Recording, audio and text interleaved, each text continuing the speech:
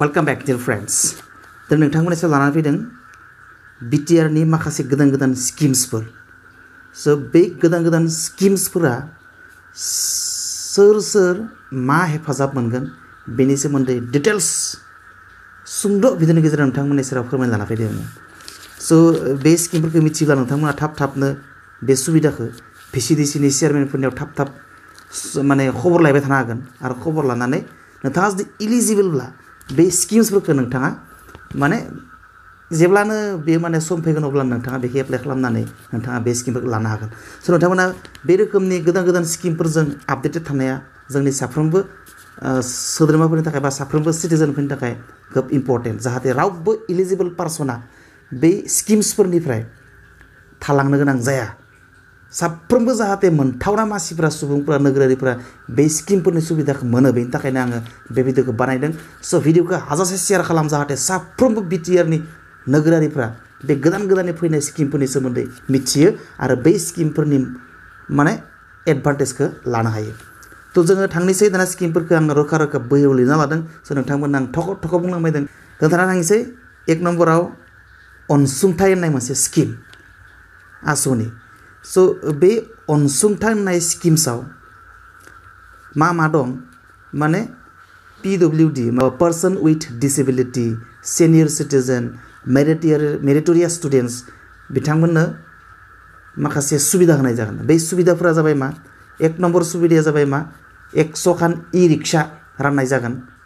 जायफ्रा रिक्सा सालायना जायो नाथाय गोरिब बिथांमोननो गिबि लिस्टआव 100टा 100टा रिक्सा होनाय जागोन. बेनिफ्राय सेल्फ हेल्प ग्रुपफोरनो गासै 80,000 रां होनाय जागोन. माने सिगाङो APPL सरकारा माने इलेक्शन केम्पेइनफोराव 75,000 सेल्फ हेल्प ग्रुपफोरनो होनाय जागोन होनदोंमोन. दा बे बाथ्रा होनाय लेखायैनो दिनै सरकाराव फैनाय लोगोनो BTR सरकारा माने 80,000 बे सेल्फ हेल्प ग्रुप्सफोरनो होनो थाखाय मोनसे आसनि बानायदों. बे अनसुंथाइ आसनिनि गेजेरजों बे 80,000खौ सेल्फ हेल्प ग्रुपफोरनो होनाय जागोन. माने 80,000 माने बेयाव दङ NRLMआ 50,000 होगासिनो दं आरो होगोन आरो BTRआ 30,000 होगोन. गासै 80,000 माने सेल्फ हेल्प ग्रुप्सफ्रा मोननो हासिगोन. बेनिफ्राय बाय'फ्लक जायफ्रा बाय'फ्लक खालामनो थाखाय गोसो बा जाय आबादारिफ्रा बाय'फ्लक खालामनो थाखाय आखायाव लादों बे बाय'फ्लक खालामग्रा आबादारिफोरनो माने बाय'फ्लक माने गोदान खान्थिजों नानि आबाद मावनाय बे आबादारिफोरनो गासै 1 लाख माने रांनि अनसुंथाइ होनाय जागोन. बे जाबाय 1 नम्बर आसनि थांबाय. दा 2 नम्बर आसनिया जाबाय बड'लेण्ड अनसाय योजना. बड'लेण्ड अनसाय योजनानि हेफाजाबजों रायट भिक्टिम्स माने बड'लेण्ड सोमावसारनायाव बा जायखिजाया माबा माबि हारिनि हादोरनि जातिनि दाङाबाजि जानायाव BTR ओनसोलाव बे दाङाबाजिफोराव माने भिक्टिम जानाय जखम जानानै थालांनाय मानसिफोरनो 10,000 रां अनसुंथाइ होनाय जागोन. 3 नम्बर आसनिया जाबाय बड'लेण्ड आत्मा निर्भर योजना. बे बड'लेण्ड आत्मा निर्भर योजनानि गेजेरजों माने मोनसे VCDCआव 400टा चेयार जनाय मासि आरो गंसे साउन्ड सिस्टेम माने हर्न माने इयाव हर्न थागोन बक्स थागोन हयथ' साउन्ड सिस्टेमनि सेटआ थागोन. थ' मोनफ्रोमबो VCDCआव बे बड'लेण्ड आत्मा निर्भर योजनानि गेजेरजों मोनफ्रोम VCDCआव 400टा चेयार आरो मोनसे हर्न सिस्टेम साउन्ड सिस्टेमनि सेट होनाय जागोन. 4 नम्बराव दङ बड'लेण्ड गरिब कल्याण योजना.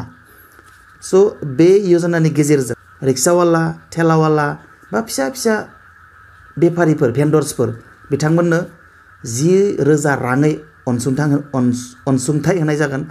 दा आरो 2 नम्बराव लेयार फार्मनि बाथ्रा बुंदों. लेयार मोनसे VCDCआव 2 लेयार फार्म आबादारिनो माने 1 लाखै रांनि अनसुंथाइ होनाय जागोन. 5 नम्बर आसनिया जादों बड'लेण्ड युव बिकास योजना माने बड'लेण्ड जुब बिकास योजना.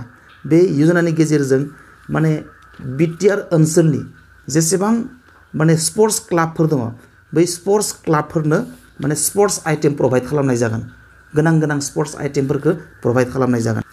द' नाम्बाराव दङ बड'लेण्ड स्वनियोजन योजना स' बे आसनि एबा योजनानि गेजेरजों माइग्रेन्ट वार्कार्स माने जायफ्रा लकडाउननि गेजेराव गुबुन गुबुन स्टेटआव खामानि मावनो थांनानै लकडाउनाव फैफिननो गोनां जादोंमोन आरो दा खामानि गैया जानानै न'आवनो गोलैना दङ ओजों गावनि आगोल खामानि मावनाय जायगायाव थांफिननो हायाखै बेबायदि माइग्रेन्ट वार्कार्सफोरनो 10,000 रुपिस माने अनसुंथाइ होनाय जागोन 7 नाम्बार आसनिया जाबाय बड'लेण्ड सानसोरां बिथांखि बे बड'लेण्ड सानसोरां बिथांखिनि गेजेरजों मोनफ्रोमबो VCDCआव माने सलार लाइट आरो हाइ मास लाइट प्रभाइड खालामनाय जागोन दाना मोनफ्रोमबो VCDCआव माने सलार लाइट नुनो मोनसिगोन VCDCनि गामिफोरनि सक स्टाइलफोराव मोनफा दखान थानाय बबेबा तिनिआलि तो जेराव माने पाब्लिक प्लेस बायदि मासि गेदेरिं जायो बेफोरबायदि सक फिसा फिसा दखान महर थानाय जायगाफोराव मोनफ्रोमबो VCDCआव सलार लाइट आरो हाइ मास लाइट प्रभाइड खालामनाय जागोन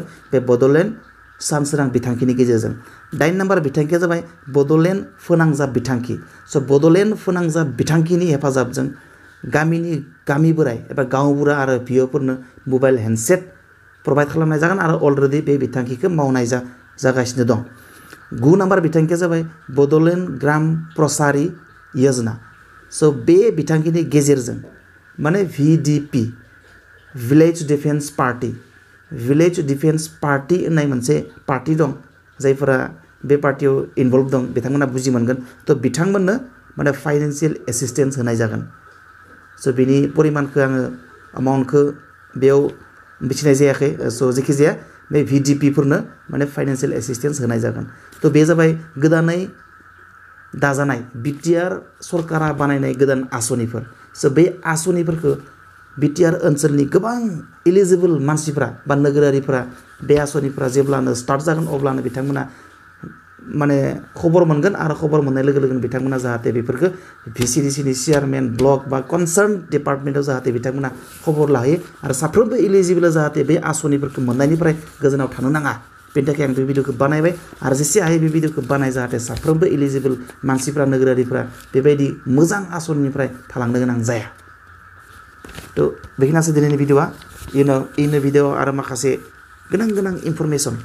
आरो बाथ्राफोरखौ लानानै नोंथांमोननि खाथियाव फैबावगोन आङो दिनैनि थाखाय बेखिनियानोसै गोजोन्थों see you next bye bye